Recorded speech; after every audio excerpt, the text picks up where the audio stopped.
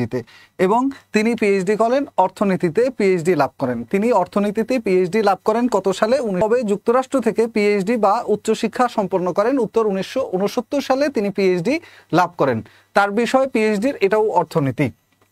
ওকে, দেখেন একটা হলো গ্রামীণ ব্যাংক প্রকল্প চালু হয় কবে, আর একটা হলো গ্রামীণ ব্যাংক কবে একটি পূর্ণাঙ্গ ব্যাংক হিসেবে আত্মপ্রকাশ করেন। তো গ্রামীণ ব্যাংক প্রকল্প চালু করেন মাননীয় প্রধান উপদেষ্টা ডক্টর মোহাম্মদ ইউনূস। উনি এই প্রকল্পটা চালু করেন কোথায়? চট্টগ্রামের হাটহাজারী।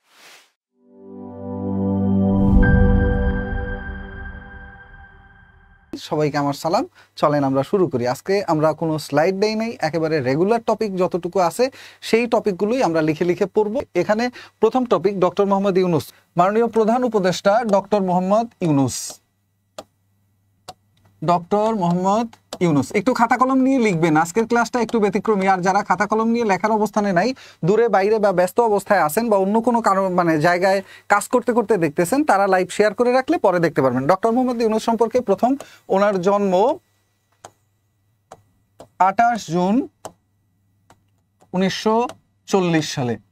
আর ওনার জন্মস্থান কোথায় এইটা পরীক্ষায় আসছে, লাস্ট একটা পরীক্ষায়। কারণ আমি প্রত্যেকটা চাকরির পরীক্ষার প্রশ্ন দেখি, এখন যে পরীক্ষাগুলো হচ্ছে ওই প্যাটার্নই আমি বলার চেষ্টা করব। তো ওনার জন্মস্থান হলো চট্টগ্রামের হাটহাজারী উপজেলার বাথুয়া গ্রাম। চট্টগ্রামের হাটহাজারী উপজেলার বাথুয়া গ্রামে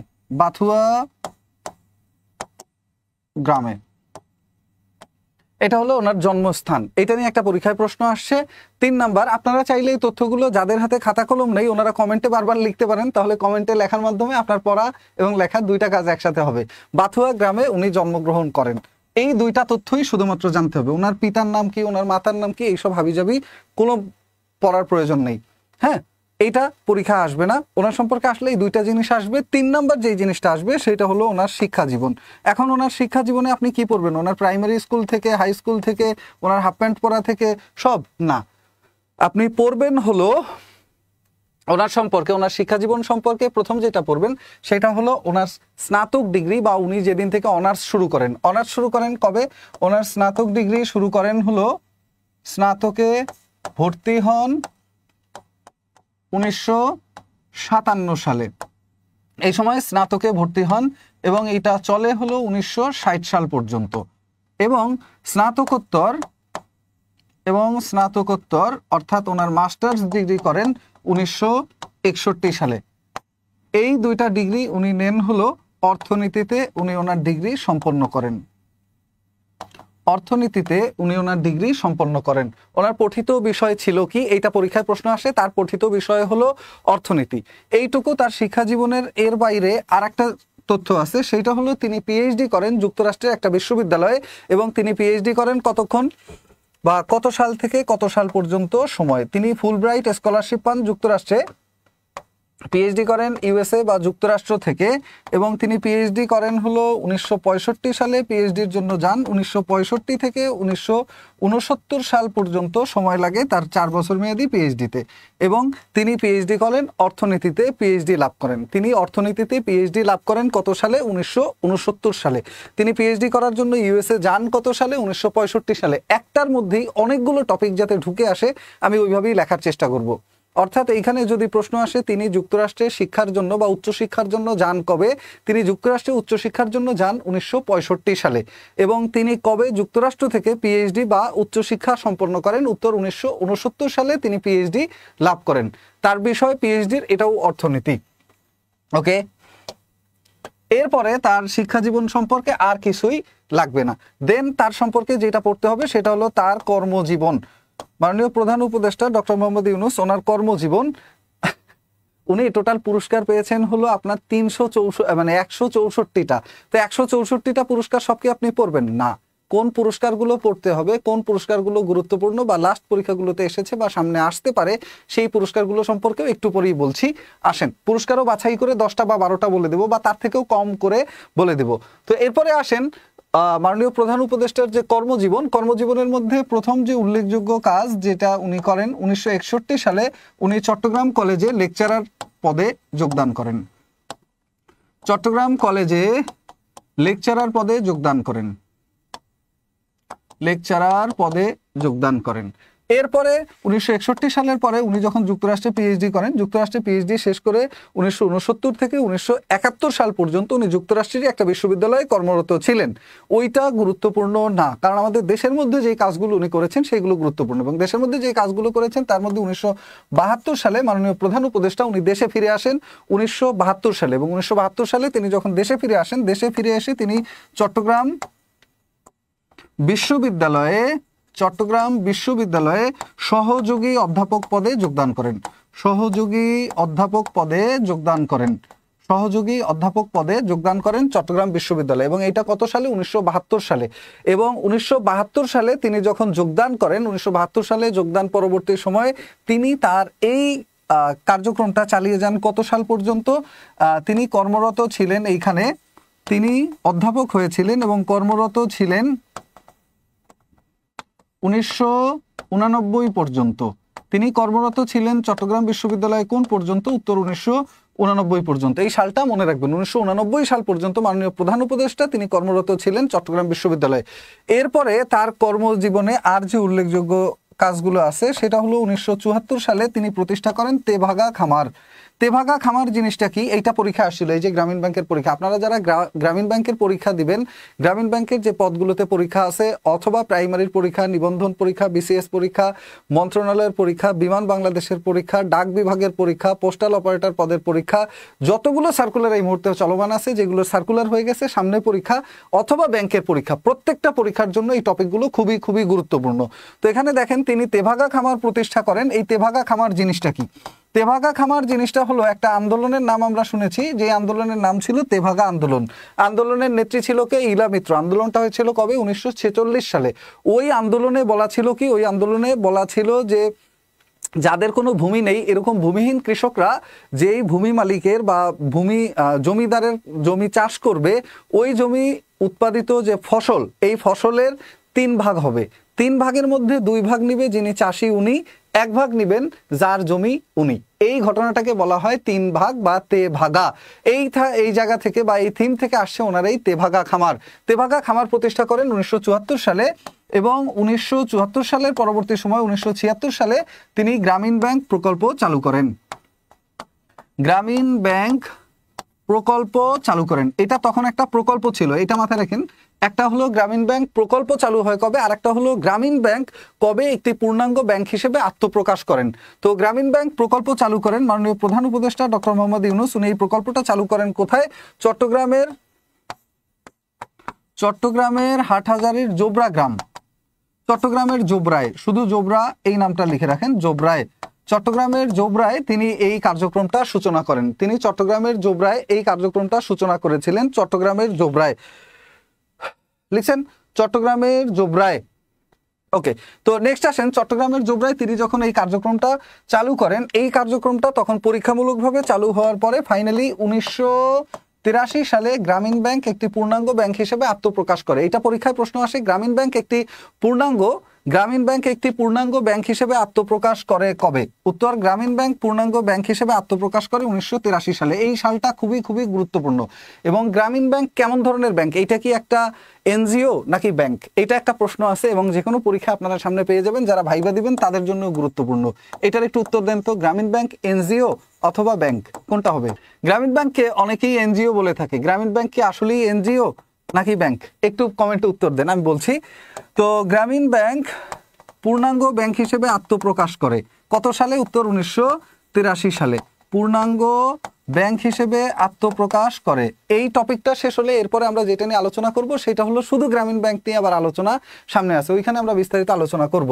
গ্রামীণ ব্যাংক পূর্ণাঙ্গ ব্যাংক হিসেবে আত্মপ্রকাশ করে কত সালে? উত্তর, গ্রামীণ ব্যাংক পূর্ণাঙ্গ ব্যাংক হিসেবে আত্মপ্রকাশ করে 1983 সালে। গ্রামীণ ব্যাংক নিয়ে এখন আর কোনো কথা নেই, কথা হবে সামনে।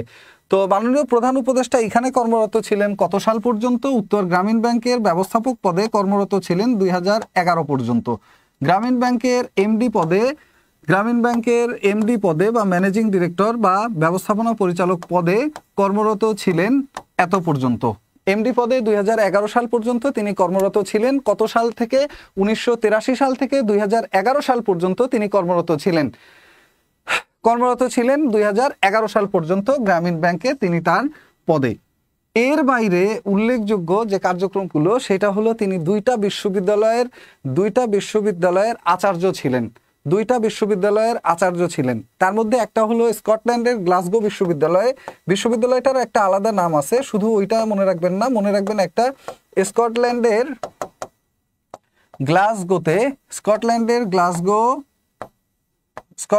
গ্লাসগো বিশ্ববিদ্যালয়ে আচার্য হিসেবে কর্মরত ছিলেন। আচার্য মানে হলো চ্যান্সেলর। আমাদের দেশে ইউনিভার্সিটিগুলোতে যিনি প্রধান হিসেবে কার্যকরী ভূমিকা পালন করেন ওনাকে বলা হয় উপাচার্য।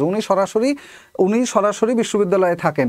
আর যিনি আচার্য হিসেবে বা চ্যান্সেলর হিসেবে দায়িত্ব পালন করেন তিনি হলেন আমাদের মহামান্য রাষ্ট্রপতি। তো আমাদের দেশের সকল সরকারি, বেসরকারি এবং প্রাইভেট বিশ্ববিদ্যালয়গুলোর আচার্য বা চ্যান্সেলর হিসেবে কর্মরত থাকেন আমাদের মহামান্য রাষ্ট্রপতি মহোদয়।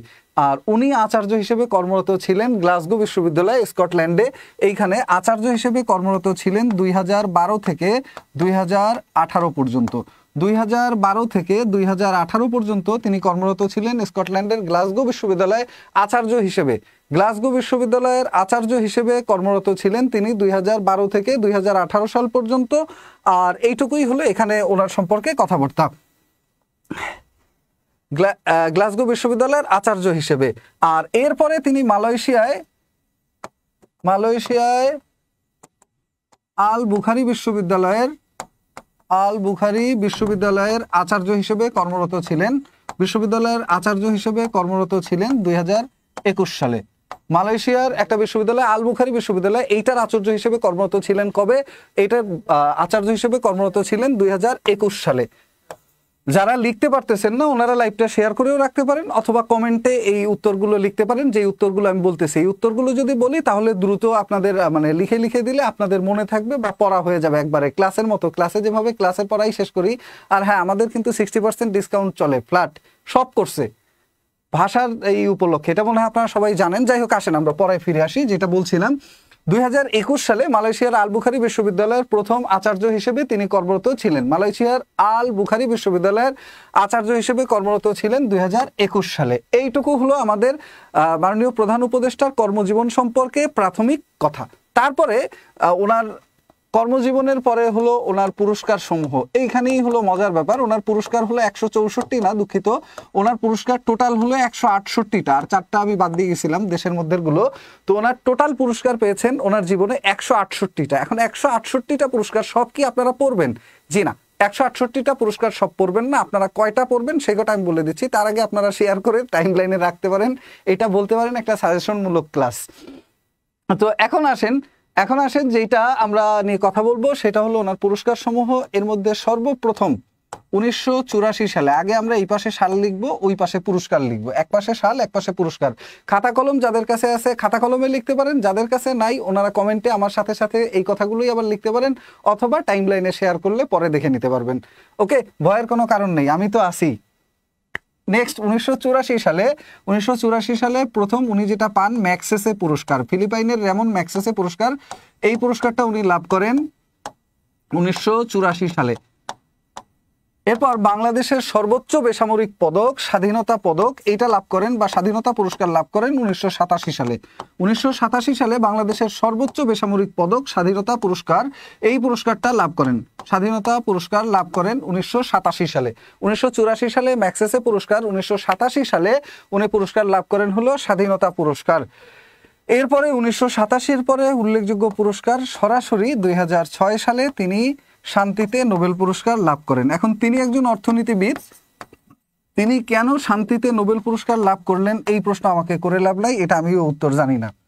তার পুরস্কার পাওয়ার কথা অর্থনীতিতে যদি পায়, কিন্তু কেন তিনি পেলেন আমিও জানি না। তবে এটার কারণ কি নোবেল পুরস্কারের ইসে বলা আছে, সেটা হলো উনি মাইক্রো ফাইন্যান্স কর্মসূচি বা ক্ষুদ্র ঋণ কর্মসূচির জন্য নোবেল পুরস্কার লাভ করেন শান্তিতে। ক্ষুদ্র ঋণ কর্মসূচির জন্য শান্তিতে নোবেল পুরস্কার লাভ করেন, এবং এটা যৌথভাবে গ্রামীণ ব্যাংকের সাথে যৌথভাবে ইনি এবং গ্রামীণ ব্যাংক যৌথভাবে নোবেল পুরস্কার লাভ করেন শান্তিতে, যৌথভাবে 2006 সালে শান্তিতে নোবেল পুরস্কার লাভ করেন। এরপরে উল্লেখযোগ্য যে পুরস্কার, ডক্টর মোহাম্মদ ইউনূস ওনার 2009 সালে প্রেসিডেন্সিয়াল গোল্ড মেডেল, যুক্তরাষ্ট্রের একটা মেডেল, এটা লাভ করেন 2009 সালে। যুক্তরাষ্ট্রের প্রেসিডেন্সিয়াল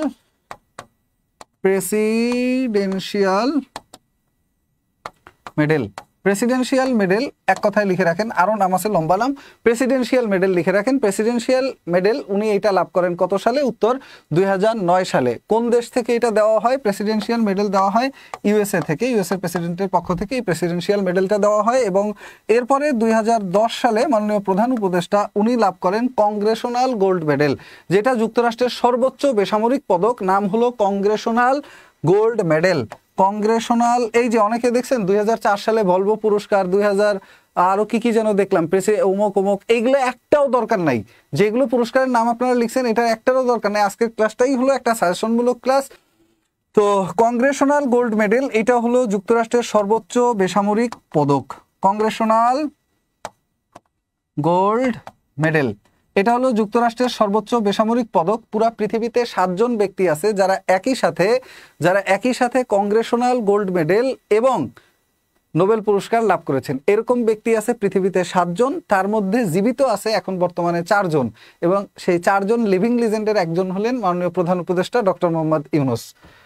এইগুলো হলো ওনার পুরস্কার। আর এর সাথে ওনার পুরস্কার সম্পর্কে আর একটা পুরস্কার পড়বেন, সেটা হলো 2020 সালে তিনি অলিম্পিক লরেল এই নামে একটা পুরস্কার লাভ করেন। 2020 সালে তিনি 2020 সালে একটা পুরস্কার লাভ করেন, সেটা হলো আপনার অলিম্পিক লরেল। এই একটা পুরস্কার সম্পর্কে শুধু পড়বেন, আর কিছুই না। 2020 সালে তিনি লাভ করেন অলিম্পিক লরেল পুরস্কার। 2020 সালে তিনি লাভ করেন অলিম্পিক লরেল এই পুরস্কারটা লাভ করেন। এরপর লিখবো মাননীয় প্রধান উপদেষ্টার গ্রন্থসমূহ, উনি যে কটা বই লিখেছেন সেই বইগুলো নিয়ে আমরা আলোচনা করব এরপরে। তো নেক্সট যেটা নিয়ে লিখবো যে মাননীয় প্রধান উপদেষ্টার গ্রন্থসমূহ, উনি যে গ্রন্থগুলো রচনা করেছেন এগুলো খুবই ভাইটাল। এর মধ্যে একেবারে প্রথম যেটা সম্পর্কে লিখবেন সেটা হলো ওনার আত্মজীবনীমূলক বইয়ের নাম কি। এইটা অজস্রবার এর আগেও পরীক্ষায় আসছে। ওনার আত্মজীবনীমূলক বই যেটা, সেই বইয়ের নাম হলো দারিদ্র্যহীন বিশ্বের অভিমুখে।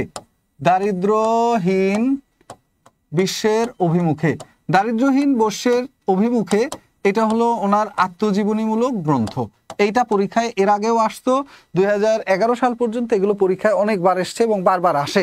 তারপরে আসেন আত্মজীবনী কি, তার দারিদ্র্যহীন বিশ্বের অভিমুখে। এরপরে তার গ্রন্থসমূহের মধ্যে যেগুলো আছে সব ম্যাক্সিমামই হলো ইংরেজি বই। তার মধ্যে প্রথমটা হলো থ্রি ফার্মার্স অফ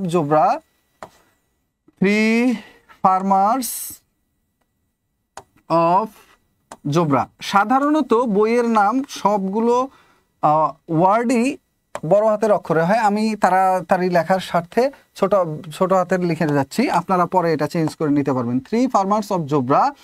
এরপরে হলো creating a world without poverty, creating a world without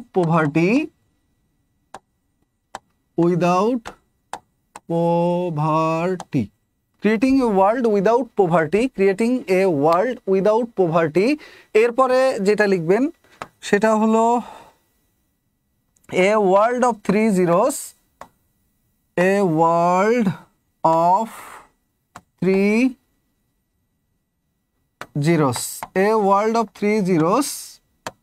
এরপরে যেটা লিখবেন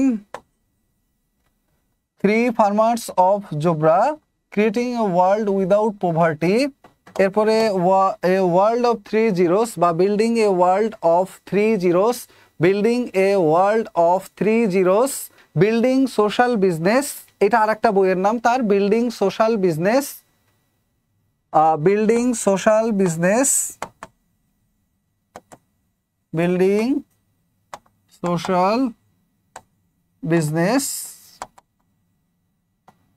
এই তা three farmers of Jobra, creating a world without poverty, A world of three zeros. এরপরে হলো বিল্ডিং সোশ্যাল বিজনেস।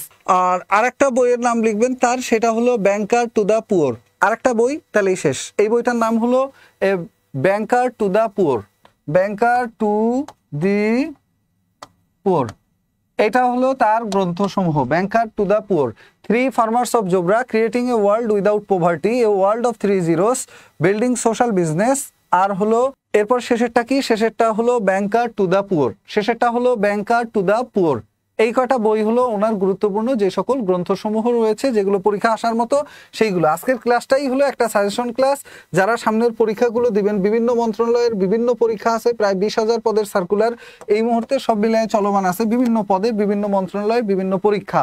তো কিছু পরীক্ষার সার্কুলার হয়ে গেছে, সামনে পরীক্ষা হবে, আর কিছুগুলোর সার্কুলার এখনো চলমান আছে, চাইলে আপনি আবেদন করতে পারেন। তো এবার আসেন এখান থেকে আর কি পড়তে হবে। পড়তে হবে ডক্টর মোহাম্মদ ইউনূস, ওনার তত্ত্ব সমূহ, উনি কি কি তত্ত্ব বা থিওরি দিয়েছেন।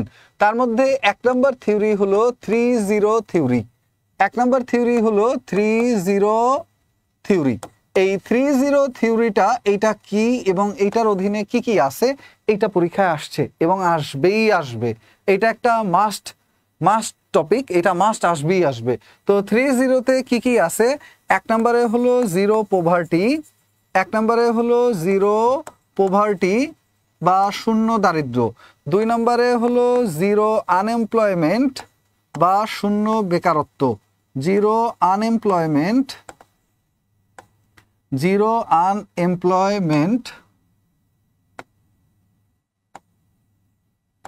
বা শূন্য বেকারত্ব।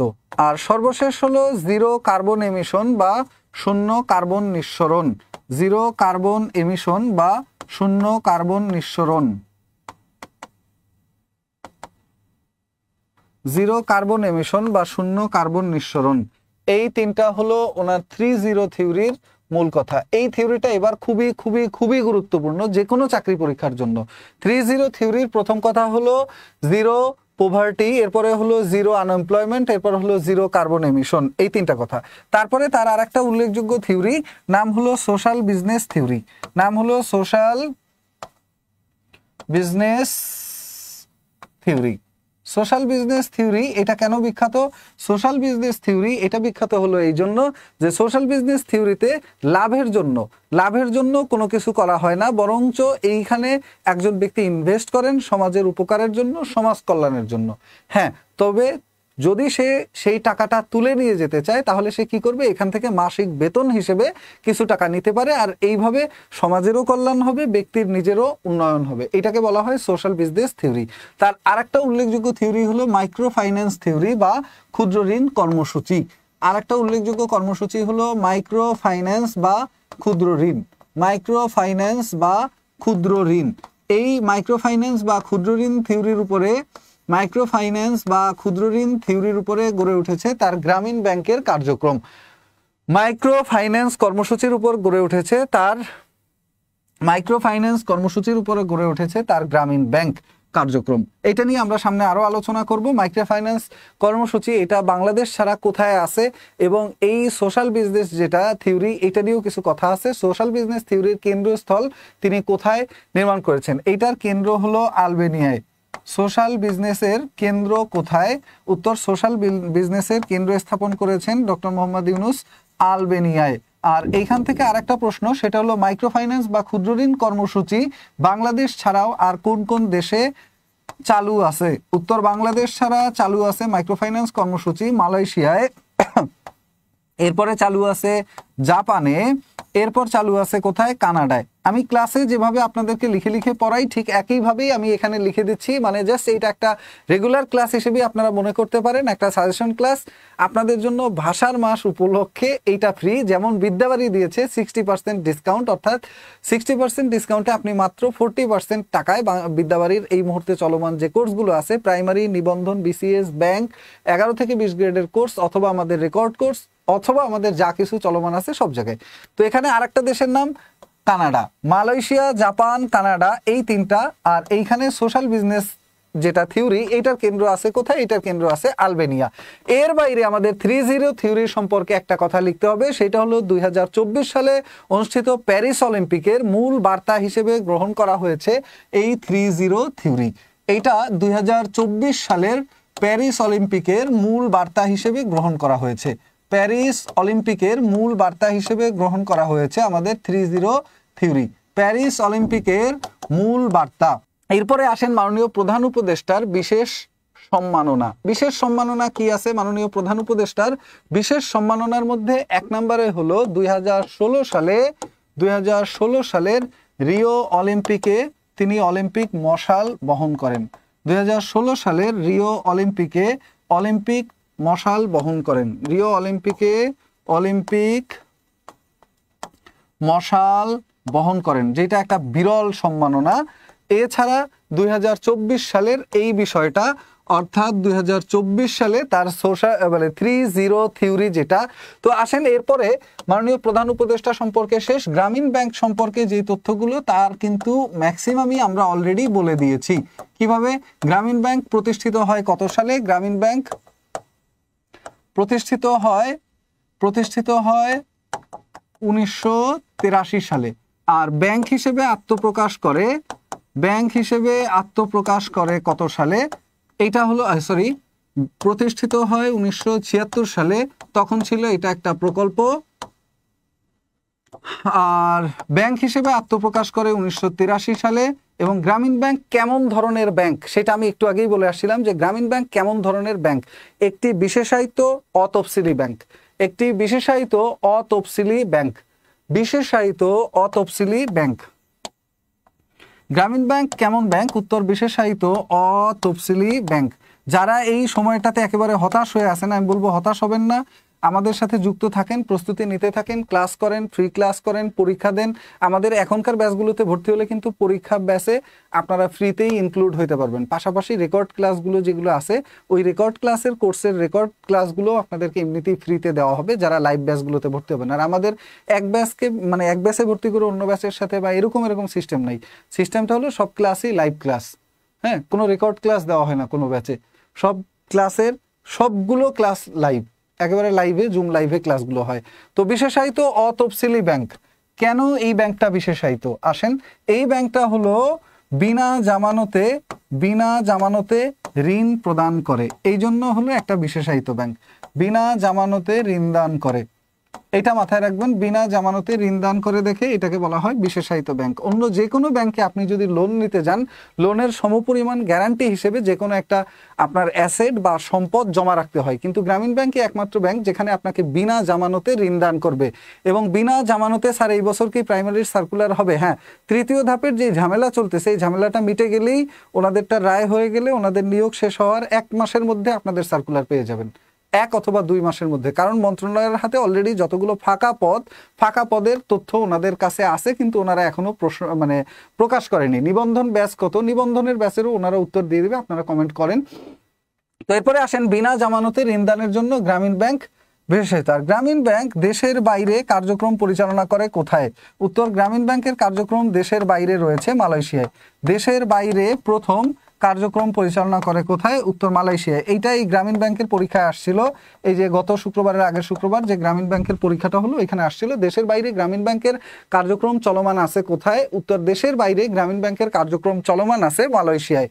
আর এরপরে আরেকটা জিনিস যেটা রয়েছে সেটা হলো গ্রামীণ ব্যাংক নোবেল পুরস্কার লাভ করে কত সালে? উত্তর, গ্রামীণ ব্যাংক নোবেল পুরস্কার লাভ করে 2006 সালে ডক্টর মোহাম্মদ ইউনূসের সাথে যৌথভাবে শান্তিতে নোবেল পুরস্কার লাভ করে। যৌথভাবে শান্তিতে নোবেল পুরস্কার লাভ করে। যৌথভাবে শান্তিতে নোবেল পুরস্কার লাভ করে। যৌথভাবে শান্তিতে নোবেল পুরস্কার লাভ করে। তো এখান থেকে আমরা গ্রামীণ ব্যাংক নিয়ে আর খুব বেশি কিছু পড়তে হবে না। গ্রামীণ ব্যাংক সম্পর্কে এইটুকু ভালোভাবে জানলেই আশা করি এখান থেকে একটা প্রশ্ন কমন পেয়ে যাবেন। যে কোনো তথ্যের জন্য আমাদের এখানে যোগাযোগ করবেন যেই ফোন নাম্বারে 09644433300 09644433300 এই নাম্বারে সরাসরি যোগাযোগ করবেন। দিনরাত 24 ঘন্টা সম্পূর্ণ ফ্রি। এছাড়াও আমাদের কোর্স সম্পর্কে আরো জানতে চাইলে www.bidyabari.com ওয়েবসাইটে গিয়ে জানতে পারবেন। ইউটিউবে আমাদের অজস্র ফ্রি ক্লাস আছে, এরকম সুন্দর সুন্দর, এগুলো গিয়ে দেখতে পারবেন। আজকের মতো এখানেই বিদায় নিচ্ছি। আর কমেন্ট করে রাখবেন যে কেমন লাগলো, আমি পরে দেখবো আপনাদের কমেন্টগুলো। ভালো থাকবেন, আল্লাহ হাফেজ।